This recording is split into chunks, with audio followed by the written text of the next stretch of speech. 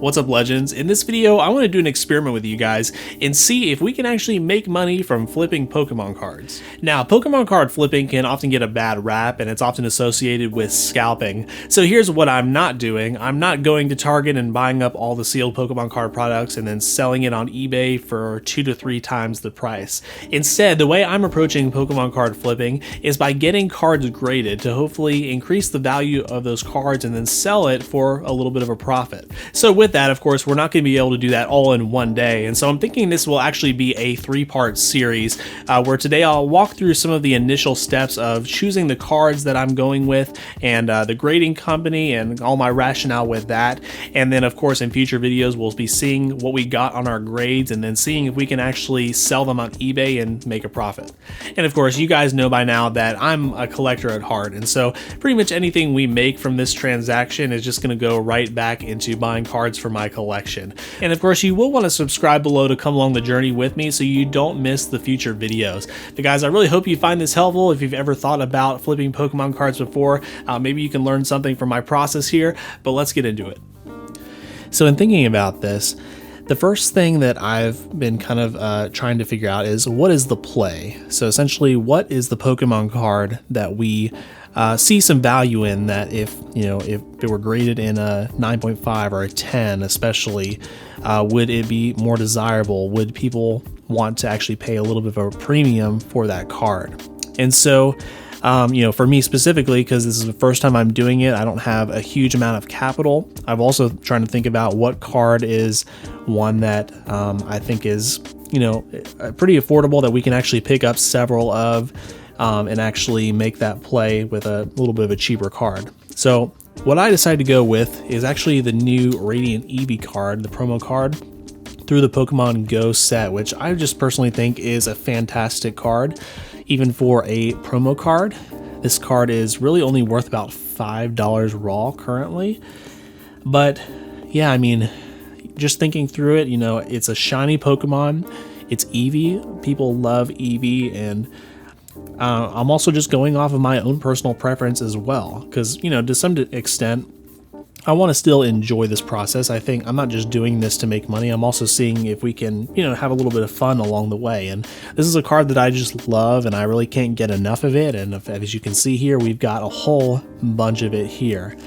So anyway, I chose Radiant Eevee. This is the play that I'm kind of going with, and I haven't seen a ton of these graded yet. Of course, we'll probably see more come on the market as submissions come back, because the set's only been out for maybe about a month now. So I guess the second step that I've kind of had to go through from there was to actually source the cards.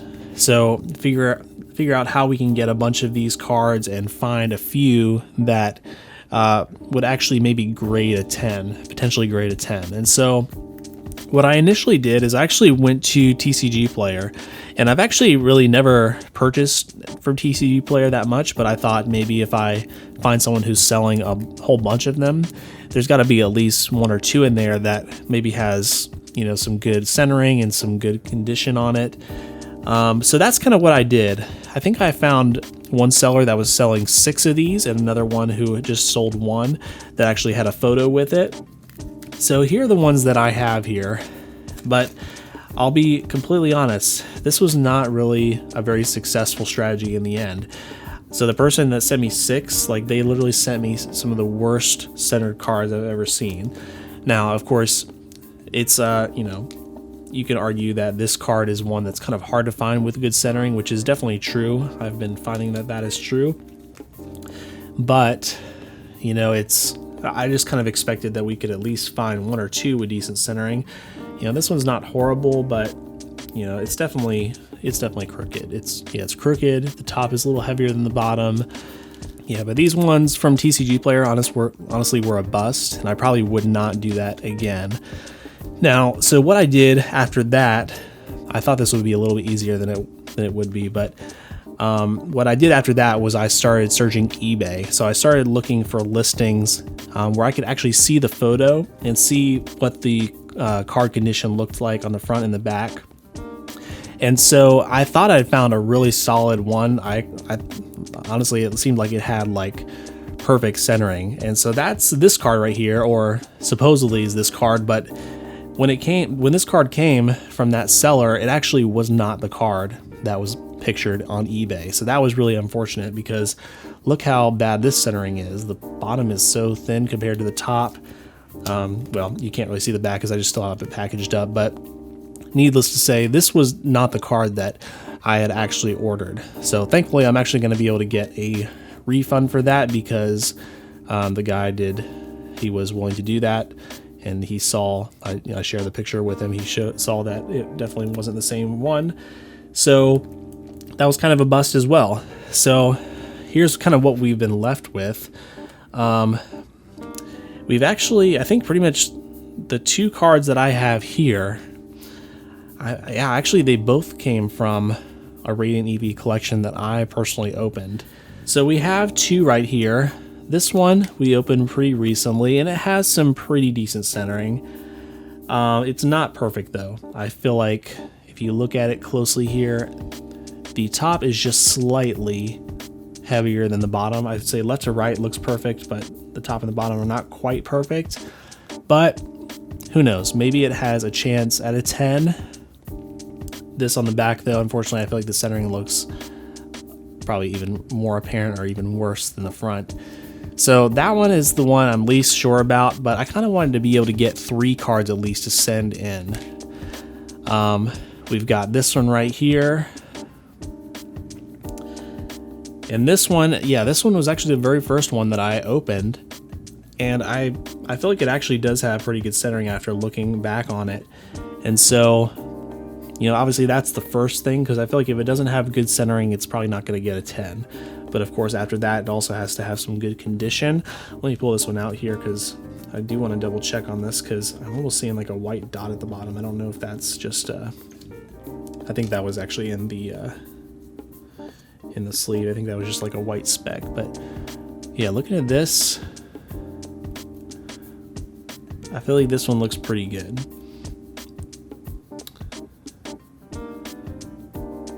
I don't know if you can see any real issues on there. But yeah, I think that one's pretty solid. You know, the whole strategy with this is, you know, hopefully you can at least break even, if not actually make some profit, because, you know, even though we bought all these EVs here, we spent, you know, $5 per one. We should be able to just turn around and just sell them back to someone else, maybe through TCG Player or eBay. So we'll be able to make our money back on those, thankfully. And then I guess kind of the next thought process throughout all this is, can we actually, you know, make a profit from doing this at all, is probably the first question. Even before you go sourcing it, I probably should have mentioned that first. But let's look on here real quick. When I was first looking at this, there actually weren't any Radiant EVs in English that had been graded. So I was kind of shooting in the dark a little bit. I was kind of just going off of my gut that this might be a good play. The only ones I had seen at the time were the Japanese versions. So if I go up here to filter, you actually can sort by graded cards.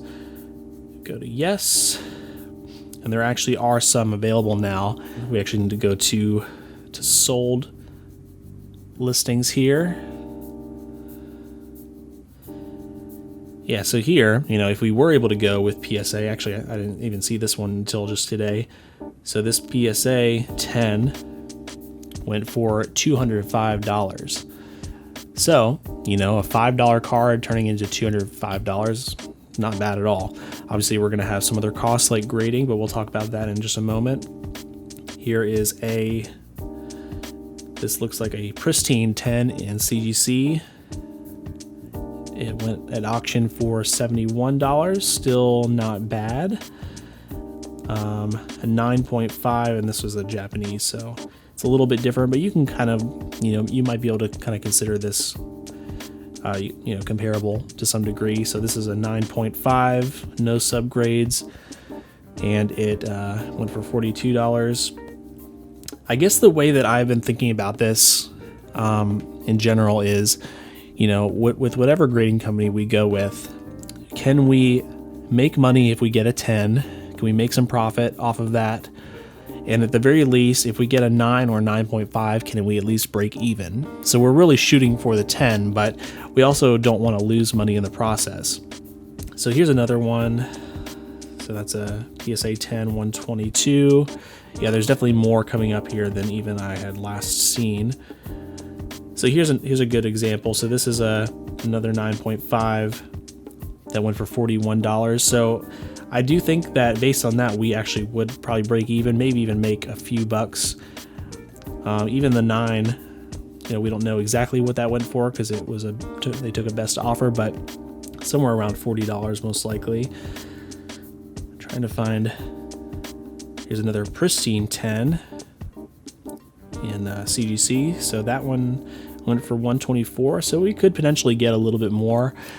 Again, when I started this whole process, I hadn't seen any of these listings. None of these listings were available. None of these really cards have been graded yet. And so, I'm probably even a little bit late to the game here, but that's fine. We're just in it for the learning process. So anyway, that's kind of how I've been thinking about it. If we can grade a 10, if we can make some profit from it, then we're good. If we can grade a 9 or 9.5 and still break even, I think we're still good as well. Now, if we found a card that was selling for below what it would cost to buy the card and grade the card, then I think that it's not a good play. It's not something that would be worth it. So anyway, the next kind of step that I've been kind of even debating, even up until last night, I was still trying to figure out what I was going to do here, is which grading company we should go with. And I think I'm probably going to go with CGC. So let's look at their pricing here. I've never graded with them, so it'll be a little bit of a learning experience. Looks like they have a $5 handling fee on top of, it looks like for the economy, which would take 20 days, or it says working days, so that I would guess probably about 30 days, about a month. That would be $25 a card. So if we can find 3 solid EV cards, that would be $75. And what I also learned, though, is that with CGC, it's actually not, you can't just grade for free, or you actually have to basically be a part of their membership. So their membership is actually $25. So we could maybe factor that into the cost as well. You could argue that if we continue to do this, then that cost is already kind of baked in. So, and then I think I also looked on a different page. Let me see if I can find it here. Okay, here's FAQ. What I want to look up here is what the shipping cost would be. Okay, here we go. So for 1 to 5 cards, it looks like it is $20. So that's another thing that we need to factor in here. So all in, if we do 25 times 3 cards plus additional 25 for the membership fee, $5 it said per submission, and then an additional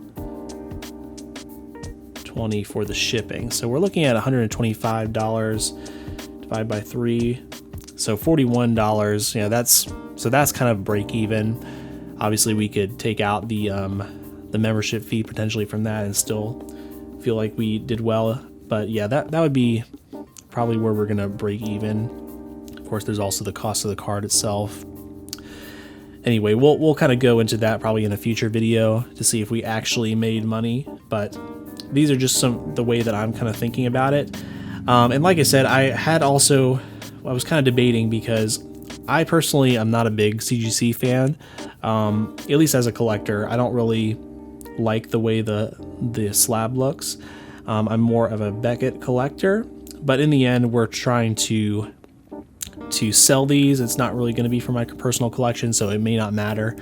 But actually, Beckett actually has some decent pricing, because we're actually not going to do subgrades. I don't think it's necessary for this particular play. And theirs is also $25 a card, and they do not have a membership fee. So I kind of went through the process, and it seemed like if we went that route, it would probably be more like $114, so actually a little bit cheaper than CGC. The main difference, though, I think right now, the turnaround times are a little bit longer, though, for Beckett. So under the economy, I think it would have been more like, I think it was like 45 to 90 days, maybe even 45 to 90 business days. So quite a bit longer. And with something like this, you know, it might be somewhat time sensitive. You know, people might be excited to buy this card in a graded slab, you know, within the next month or two. But after that, maybe they're not going to be as interested, and they're, you know, not going to command as much of a premium. So we do kind of have to pay attention to the timing of it as well. So I do think that I am going to go with CGC in the end, and I still need to kind of go through the process here to figure out how to submit, but that's kind of what I'm planning to do. So again, even though I hadn't quite decided on my plan for grading company to go with, I had just a general idea. Now there were some extra fees for CGC that I wasn't aware of, but I think we may have enough buffer, especially seeing some of those sale prices for the 9.5s. I think we may be able to still break even if we hit 9.5 on any of these. Oh, and I also just want to mention, of course, I could have gone with PSA. I wish I could go with PSA over CGC. That would be my ideal, because I think we have a better chance of hitting a 10, but it's going to take a lot longer to get the submission back, essentially. And also, it sounds like there's a $100 membership fee, which I didn't know about either. So yeah, right now, I think CGC might be the better value for something like this for flipping. Again, we're not talking about for overall investing or for even collecting, because again, I like Beckett better for collecting, but this I think is going to make the most financial sense to hopefully make some money off of this. So I hope all of that makes sense. And of course, if there's any flaws in my logic for any of you who are seasoned Pokemon card flippers, if you have any suggestions for what I can do better in the future, please let me know. But again, so far the steps that I figured out is to kind of figure out what the play is. Then, you know, and baked into that, you need to figure out if, you know, if you can actually make money from grading a 10, possibly see if you can break even otherwise. Second thing is to source the cards, which I feel like I'm still kind of working on that step. I feel like right now I've had the best luck just from buying the entire box, which of course I do anyway for opening on the channel, so it's fine. I think eBay probably is a decent source for that. I just think I need to probably go that route entirely. I don't feel like TCG Player is great because there really are hardly any pictures where you can actually analyze the card condition, and I don't think that, you know, you can't really always judge other people's view of whether a card is near mint versus light play, and of course the centering is not really even calculated into those terms. So we definitely need a card with pretty good centering on top of actually being near mint. And so I think after that step of sourcing the cards, then you need to, of course, go and get your cards graded. Make sure you find the best grading company to go with. But as you'll notice, you know, all of these were kind of a bust. But we did end up with, so far, 2, I think, pretty decent options to get graded here with CGC. Again, one is, I think, better than the other.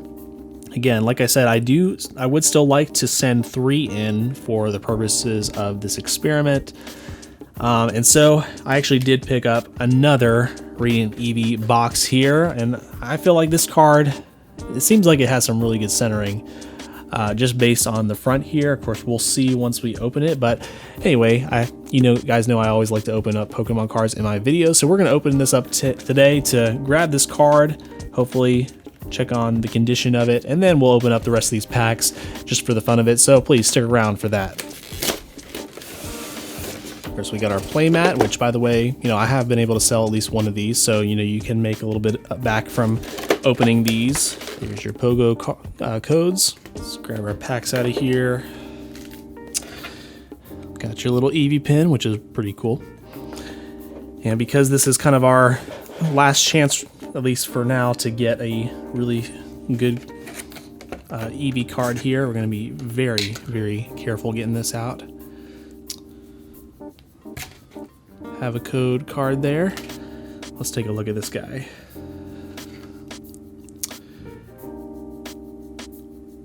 Yeah, from what I can tell, I feel like it looks pretty solid as far as the centering goes, so I think we did a good job with our eye there. I do almost see like a little bit of maybe surface wear on the front there. Sorry that it wasn't focusing for a second.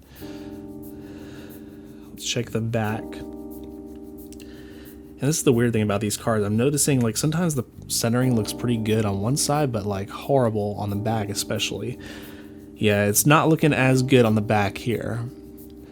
But as we saw from the eBay comps, we don't necessarily need to get a perfect 10 to actually make some profit. Even if we just get a pristine 10 from CGC, I think we are still in the clear. So this one, it's a very close, you know. Definitely not perfect centering on the back. And I don't know, I'm almost kind of seeing like maybe, I don't know, like a little dot. I don't know if you can kind of even see that on there. Probably not, but I don't know. I'm not sure if the surface would even get a 10, but the centering on the front definitely looks really good. So we'll go ahead and get that in a sleeve, and we'll top load it for now. Of course, we'll stick it in a semi-rigid later.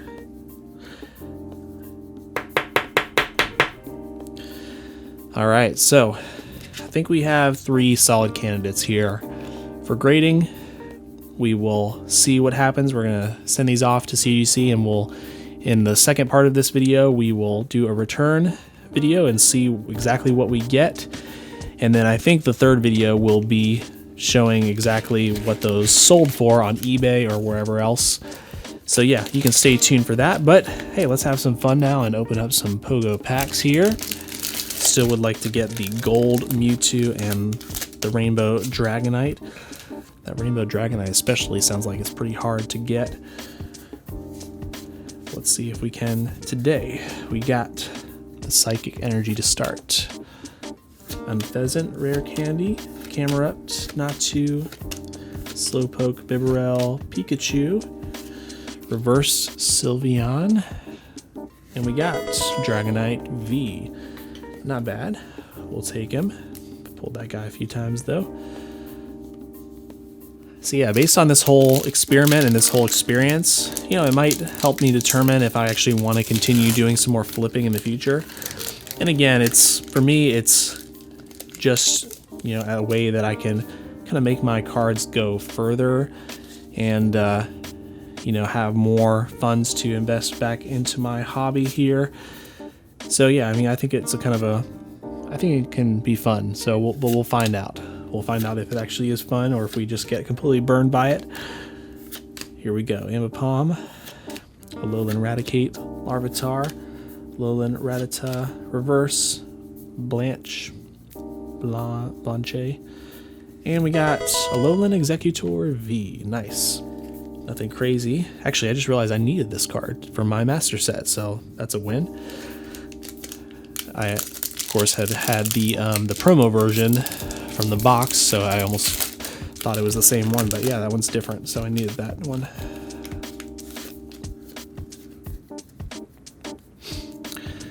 Definitely a little bit of a different video than usual, but you know, I try not to put myself in a box. You know, a lot of you guys know me for my hunting videos, but I love a lot of aspects of this hobby, and so I feel like I want to try everything. Nice Slowbro reverse there, and we got Hollow Golisopod.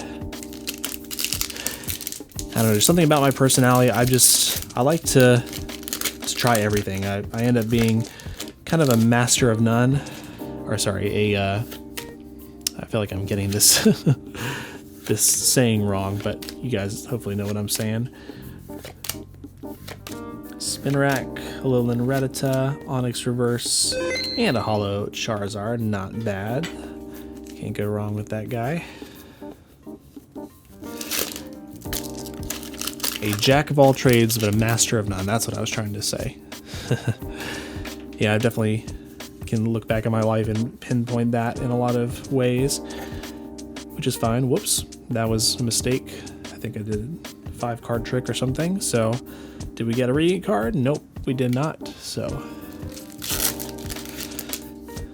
I'd also love to hear you guys' opinion. Do you feel like flipping cards, does that kind of ruin it for you? Do you feel like any card flipper is just a scalper? Anyone who is focused on making money out of the hobby, are they evil in your opinion? I'd love to hear your thoughts. I know some people have that opinion, which is fine. I welcome all opinions here. But my opinion is that I think in general, if you can be a good human being and not try and ruin the hobby for people, I think that's the biggest takeaway you need to have. The overall approach that you need to have. But I think with examples like this, where I feel like you could argue that we are actually adding value to someone else, because some people are not willing to go through the process of grading cards. They'd rather just buy it straight from eBay, and they're willing to pay that price because they love that card in a graded slab. And so I think we're providing a service. We're obviously going through a process here. It's going to be a process to grade these cards and see if we can actually get some 10s. Ooh, nice. All right. The gold lure module. Very cool. Obviously not the coolest gold card you can possibly get, but hey, it's one I needed for my master set, so I'm not complaining at all. This is great. One less that I'll have to buy. We're on to our last pack here. Another thing that I actually meant to bring up as well is, you'll notice that it's a lot of work for probably a very little return. So that's something you have to keep in mind. Part of that, of course, is because we're going with a card that's not worth all that much raw, and so naturally it's not going to command like thousands of dollars or even several $100s from getting it graded. But again, this is for the sake of an experiment, and I want to see how I enjoy this process. And I do have a limited budget, and so I needed to pick something that I can actually buy several of and source several of, so that we can actually find a good one to grade. So guys, we're on to our last pack here. We got Bidoof, Reverse Eevee, and ending off with another Dragonite V. Not a bad box though. This is probably the best Radiant Eevee box I've opened as far as the hits go. So, like I said, we've got our 3 grading candidates here. Stay tuned for our next video where we'll hopefully unveil our graded cards and see if we got any that are worth selling. Yeah guys, thanks for tuning in. If you like Pokemon card openings and content, check out one of these videos on screen next. Give this video a thumbs up and subscribe to support the channel. And lastly, I want to let you know that no matter what you're going through, you are not alone. God is with you and He loves you, and we do too. I'll catch you next time.